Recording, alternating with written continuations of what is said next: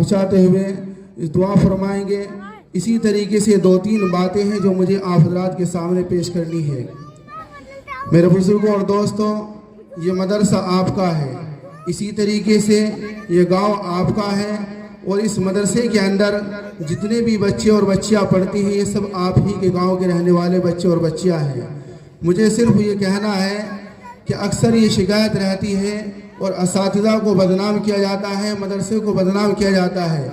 मैं आप हज़रात के सामने वो बातें रखना चाहता हूँ कि जो अभी आपकी आँखों से और आपकी नज़रों से ओझल है। एक तो सबसे पहली शिकायत ये है कि आपके बच्चे मदरसे के अंदर पढ़ने के लिए नहीं आते। कई बच्चे ऐसे हैं मेरी नज़रों में जो साल में सिर्फ 1 महीना भी मुश्किल से पढ़ने के लिए आए हैं। कल आप गांव के अंदर खड़े होकर बदनाम करते हैं कि मदरसे वाले इनके ऊपर तवज्जो नहीं देते, इनको पढ़ाते नहीं। मेरे बुजुर्गों, आप जितने भी हज़रात यहाँ पर बैठे हुए हैं, आप अपने दिल से सोचिए और बताइए कि जब आपका बच्चा सुबह से लेकर शाम तक और शाम से लेकर सुबह तक मदरसे में नहीं आएगा तो ये मदरसे में पढ़ाने वाले उनको क्या पढ़ाएंगे। अगर आपका बच्चा मदरसे में आ रहा है तो फिर एक